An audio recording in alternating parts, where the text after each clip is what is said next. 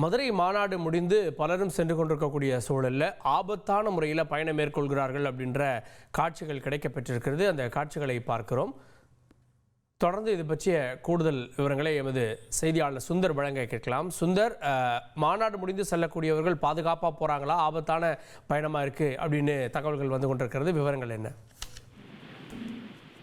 தாவேகாவோட மாநில 2வது மாநில மாநாடு பார்த்தீங்கன்னா மதுரை தூத்துக்குடி தேசிய நெடுஞ்சாலையில் பாரபத்தி என்ற இடத்துல தற்போது மாலை 5 மணி அளவில் முடிவடைந்திருக்கு.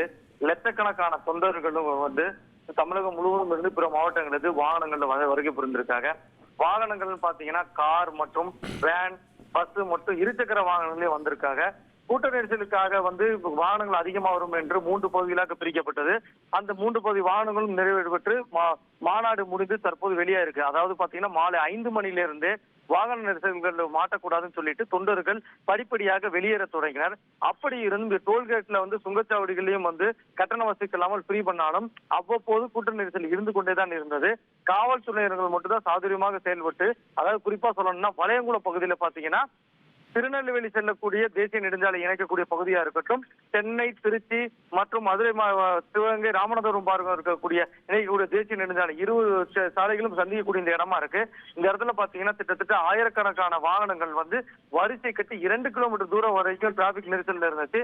இதை சாதுரியமாக காவல்துறையினர் கையாண்டு தற்போது போக்குவரத்து நெரிசலை 3 மணி நேரத்துக்கு மேலாக சரி செஞ்சிருக்காங்க. கிட்டத்தட்ட 20 to 30,000 வாகனங்களுக்கு மேல லட்சக்கணக்கான தொண்டர்கள் வந்திருந்திருப்பாங்க. இப்போது 3 மணி நேரமாக சரி செய்யப்பட்டதால பெரும்பாலான, அதாவது 60% வாகனங்கள் வந்து வெளியேறி இருக்கு. இதுல ஒரு கூடுதல் தகவல் என்னன்னா, அங்கு பகுதியாக பிரிக்கப்பட்ட தொண்டர்கள் பாத்தீங்கன்னா தங்களோட வாகனங்களை ஏற முடியாத சூழ்நிலை ஏற்பட்டிருக்குன்னு நினைக்கிறேன். அதனாலதான் ஆபத்தை உணராத தாவேகா தொண்டர்கள் பாத்தீங்கன்னா கிடைத்த வாகனங்கள், அதாவது தங்களுக்கு தெரியாத வாகனங்களோட பக்கவாட்டுகளும் மேற்கூரைகளையும் ஏறி பின்பக்க வரக்கூடிய கம்பிகளையும் ஏறி ஆபத்தான பயணத்தை மேற்கொண்டு இருக்காங்க. மாநாட்டுக்கு வந்து செல்லக்கூடிய வாகனங்கள்ல மேலும் சிலர் ஏறி செல்வதால வாகனங்கள் ஆபத்தான பயணம் மேற்கொள்றாங்க அப்படின்ற தகவல்கள் கிடைக்கப்பெற்று அது பற்றிய காட்சிகளையும் நாம் பார்த்தோம். இனி செல்லும் இடமெல்லாம் செய்தி.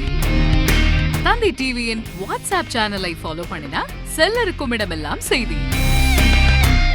இதோ QR கோட், இப்பவே ஸ்கேன் பண்ணுங்க, ஃபாலோ பண்ணுங்க.